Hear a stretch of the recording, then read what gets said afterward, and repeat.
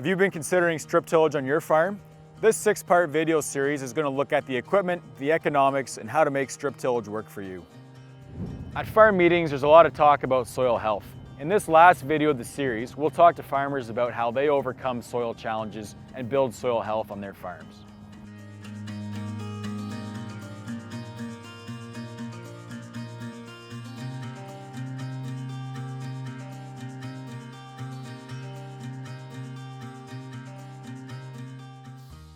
So obviously, you know, there's a focus on corn for strip tillage. Did bringing strip till to your farm change your tillage practices for the soybeans or wheat? Not really. We put all our nutrients down for a 2-crop system so we put all our nutrients down in the corn and plant corn at 30-inch rows, beans at 15, just 7.5 inches to each side of that corn row. And we expect the soybeans to pick up the leftover nutrients. Well, we add nutrients to accommodate the soybeans. Yeah. And wheat is done same thing, no-till. Have you noticed a big impact on soils and erosion and that sort of thing on your farm since you guys have adopted strip till compared to before? We see a lot less soil movement. We're fairly flat, so erosion is not huge issue in this area. It still is out there. We saw how you can hide erosion with a conventional system. You just kind of fill in the rills and whatever are created by water movement, and you're moving a lot more soil in a conventional system. And just don't seem to be doing that as much now that you've gone to strip till? No. What's been the impact of strip till on your farm soils? We have noticed on our soils, first of all, we noticed that in the fall, if you get into a kind of a challenging fall, the soils are just way more supportive. It's kind of like a sponge. Instead of wallowing through, the depth of your primary tillage, we tend to stay up on top a whole lot better. Water infiltration rates, we just noticed that water infiltrates our ground a whole lot better. And the other thing too is we've noticed that residue, especially after you've been in it several years and you have not touched most of your soil surface, so no-till complemented by strip till, that soil surface takes down residue really, really fast, whether it's fungi, bacteria or worms, or the complement of all three. It just it just eats residue. Ken, were there signs of soil movement or soil erosion on your farm prior to moving to strip till? Oh, absolutely. I think if anybody's paying attention, and it's basically it's that spring melt is probably the biggest, you get 2 feet of snow and you get the big rain in January, and so it melts the snow and then everything goes because the ground's frozen and there's no place for it to go.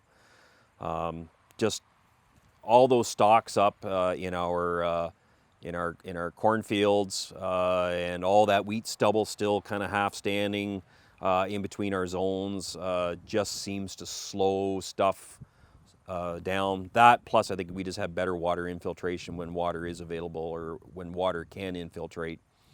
The other thing too is I've seen a few real devastating events shortly after planting, especially if you're in full width tillage and everything is just made fine and black, and you plant and then you get one of those 3-inch cob rollers in a very short time, and you just see those areas where stuff just comes roaring across a field, and we just don't seem to see as much of that now in our system. I'm not saying it doesn't exist.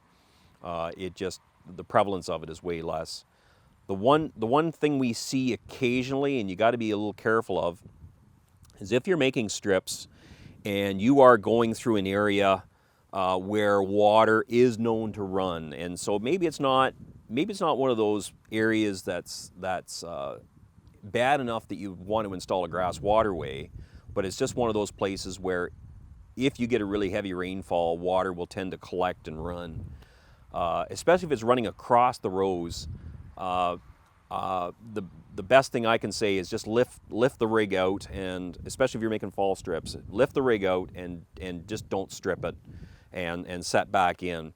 And because what will happen is at first, when we were first doing this, myself and a couple of customers thought, well, all those little dams will act like little berms, and so the water will be stopped by these little rows, and that happens at the beginning. But if the water starts to really collect and run across there deep, what will happen is it will go through your little earthen dam, and then even worse, it takes the earthen dam off, and then the Venturi effect of the water running across there will actually suck all the soil out of that you've disturbed, and actually leave valleys. And so that's one thing to be careful of with those high rainfall or the snow melt events. And the other thing too is running down straight slopes. I have stripped down, up and down long straight slopes, with probably 2 or 3 or 4% grade. And generally speaking, there's enough water infiltration in between those berms that they will not cut and run usually. But if there's any area in that flat where maybe an old dead furrow from years back, where water maybe congregates a little bit and will run in before it starts going down the slope, you can have water basically going out of those strips, or soil being moved out of those strips. Not common, but it does happen. How has implementing strip till on your farm affected the erosion that you're seeing? So strip till was kind of the completion of the move to no-till, and so we certainly, with water infiltration being better and just residue there to hold soil, not having that third year where you're going through with a disc or a disc ripper or something, but leaving the soil surface completely undisturbed has helped, in my opinion, the reduction of soil erosion. We certainly don't see, at one time, you go around in the spring and you might have to shovel the topsoil out of the catch basins, or you'd see it where it got slid out of the field into the ditches, and we just don't see that anymore. What we do see, in any no-till system, is obviously residue floats and moves, and that can be a bit of a pain in the tuchus at times. So what we do is run around with a rake and make sure that our catch basin lids are not covered and that sort of stuff with floating residue. You've talked about your other crop rotations you guys do as well, Mike. Has moving to strip till changed tillage practices in those other crops for you guys? No, I wouldn't say it changed practices in the other crops. The only thing I would change, we used to be no-till corn. Now in our strip till fields, we have bought a roller to roll our beans, just to try to get, if that strip is not perfectly flat for the bean crop, just to try to flatten things out a little bit, just to plop it back down. That's probably the only thing we have really changed. So has moving to strip till in corn changed your tillage system in other parts of your rotation? Not really. My father, Arden, was one of the first owners of a no-till seed drill back in the mid-'80s here in Dundas County.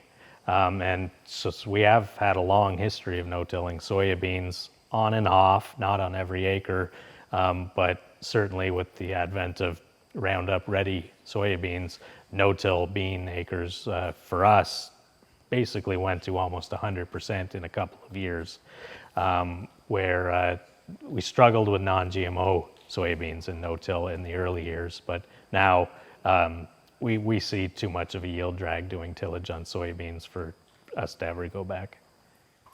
So were you guys able to see soil movement happening on the farm before the move to strip till, and has it arrested because of that move? So I mentioned before, we are quite flat here, 1 to 2% slopes for the most part. And at the time, we always said, no, we don't have soil erosion issues in Eastern Ontario. That's a Southern Ontario thing or a Southern US thing. But in reality, we learned more that we did. And the biggest component of that was tillage erosion. Tillage units move soil very aggressively, more so in a lot of cases than the worst water erosion. And so a lot of it was just hidden by the fact that we were doing tillage. Sheet erosion. And yeah, we had sheet erosion, but you had poor water infiltration rates, and with that comes soil sediment. And we've learned all of this over the years. So you didn't really take notice of it, and you erased any evidence of it with your secondary tillage pass come spring. Where now that we are avoiding it, you notice more in the strips when you do have little bits of real erosion, it's easier to spot. Yeah. Whereas with the sheet erosion, you don't necessarily walk into a field and you don't see the erosion. Whereas everything's gone, right? A little bit of all of the field's gone versus with the strip till you'll see those little rills of erosion. And the residue in between the berms does its best to resist, but we always get the most of the erosion we actually get, and you now see it because you can see it once the residue, gives way, it's very noticeable and it catches your eye even from the pickup scouting. That a lot of our erosion's happening in February or March, and it's happening under the snow. We'll get a heavy rainstorm in February on frozen ground with 6 inches of snow, and that water will penetrate the snow, hit the frozen ground, and start to run. And if we're lucky, the ground's still frozen, but in a lot of the last 5 years, we've had significant lengths of time where that soil is not frozen under the snow, which can make winter harvesting a real challenge. But also, that's where a lot of our soil movement's coming from. And that's where integrating covers is kind of becoming really important, that you're giving something to anchor that soil, not so much for the spring or fall, but when you can't really do anything about it, when you have snow cover, and in your mind, you see a blanketed white landscape, but under that,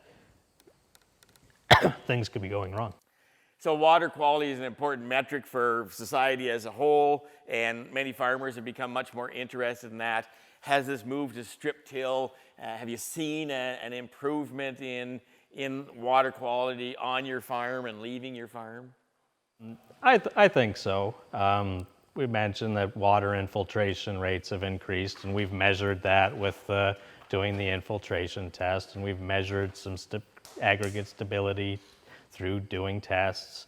And, so at the end of the day, more water is infiltrating instead of running off. With it, in theory, less nutrients, which is going to be good for ours, the St. Lawrence watershed.